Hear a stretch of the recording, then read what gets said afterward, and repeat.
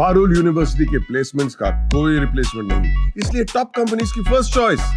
आप तो समझ ही गए होंगे। Join Parul university, Vadodara, Gujarat. नमस्कार, आप देख रहे हैं जागरण जोश और मैं हूं आपके साथ सिमरन राजपाल। आज हम बात करने वाले हैं एक बहुत ही खास और पावरफुल प्रोविजन के बारे में, जो कि है article 142 of the Indian constitution. ये आर्टिकल सुप्रीम कोर्ट को एक ऐसा अधिकार देता है जो किसी और कोर्ट के पास नहीं होता। इसका मेन पर्पस है कंप्लीट जस्टिस देना। जब किसी केस में लॉ या प्रोसीजर से पूरा न्याय नहीं मिल पाता तो सुप्रीम कोर्ट आर्टिकल 142 का यूज करके इंसाफ करता है।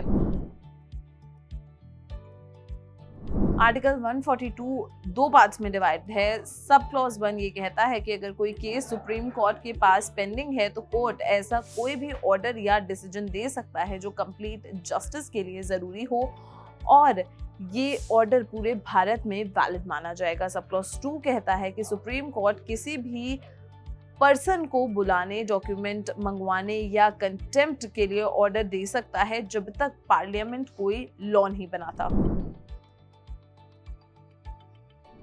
ये आर्टिकल बनाया गया था एक ही मकसद के लिए, न्याय पूरा हो। कई बार ऐसे सिचुएशंस आते हैं जहां लॉ में कोई गैप होता है या कोई स्पेसिफिक रूल अवेलेबल नहीं होता। ऐसे में सुप्रीम कोर्ट आर्टिकल 142 का यूज करके लॉ के बाउंड्री से बाहर जाकर भी सूचना, ऑर्डर या रिलीफ दे सकता है, लेकिन सिर्फ तभी जब वो जस्टिस डिलीवर करने के लिए जरूरी हो।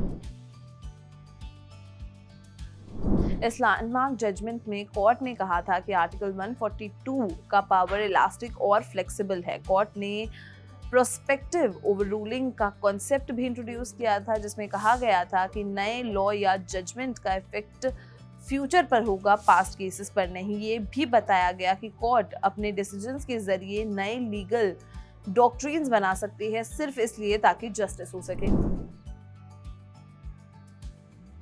ये केस भोपाल गैस ट्रेजेडी का था। सुप्रीम कोर्ट ने आर्टिकल 142 का यूज करके सेंट्रल गवर्नमेंट और यूनियन कार्बाइड के बीच हुआ सेटलमेंट अप्रूव किया। कोर्ट ने सारे सिविल और क्रिमिनल केसेस खत्म कर दिए ताकि विक्टिम्स को जल्दी और प्रॉपर कंपनसेशन मिल सके। ये दिखाता है कि जब अर्जेंट और लार्ज स्केल जस्टिस की जरूरत हो तो आर्टिकल 142 का कितना बड़ा रोल होता है।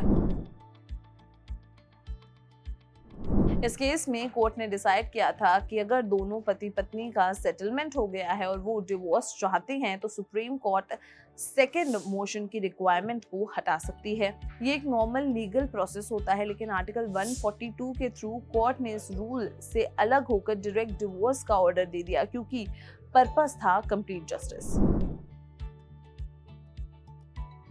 तो दोस्तों, आर्टिकल 142 सुप्रीम कोर्ट के पास एक एक्स्ट्रा ऑर्डिनरी टूल है, जिसका इस्तेमाल तब होता है जब किसी भी सिचुएशन में कानून के रूल्स फॉलो करके भी जस्टिस नहीं मिल रहा हो, लेकिन इसका मिसयूज ना हो, इसलिए कोर्ट ने हमेशा कहा है कि ये पावर लिमिट के साथ यूज होनी चाहिए। प्रोविजन सुप्रीम कोर्ट को ये एबिलिटी देता है कि वो सिर्फ कानूनी नहीं बल्कि इंसाफ का भी ध्यान रखे।